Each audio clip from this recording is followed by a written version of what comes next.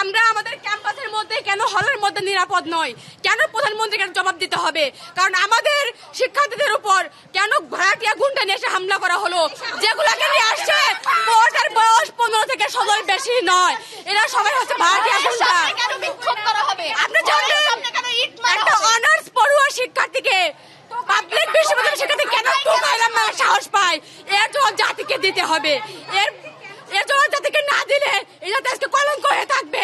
আজকে রোকে হল থেকে আমরা বের হতে পারতেছি না, আমাদের ইট পাটকেল মারতেছে। কিসের জন্য আপনি দেখবেন করে যাচ্ছে। হলের সামনে নিরাপদ নই, আমরা আমাদের হলের সামনে নিরাপদ নই।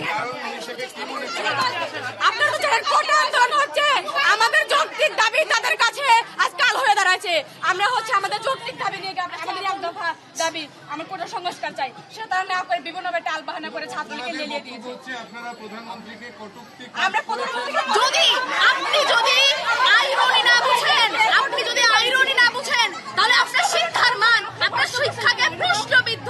আপনি যদি একটা আইরনি না বুঝেন, আপনি যদি দুইটা শ্রেণীতে ভাগ করেন, একটা মুক্তিযোদ্ধা একটা রাজাকার, তাহলে আপনাকে তো আপনার শিক্ষাবিদ্ধ।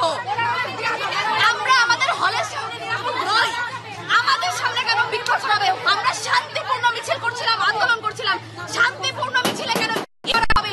ঢাকা ভার্সিটির একটা স্টুডেন্টের হাতে ইট ছিল না, ঢাকা ভার্সিটির একটা স্টুডেন্টের হাতে লাঠি ছিল, হেলমেট ছিল না। আমাদের মেরুদণ্ড আছে, মেরুদণ্ড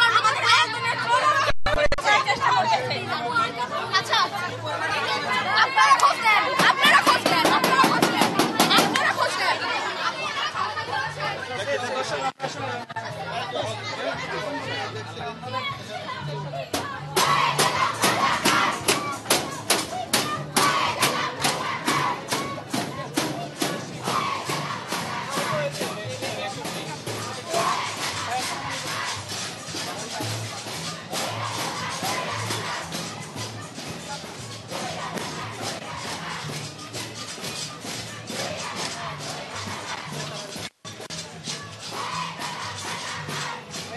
চট্টগ্রামে থেকে এখানে আসছি। আচ্ছা আচ্ছা।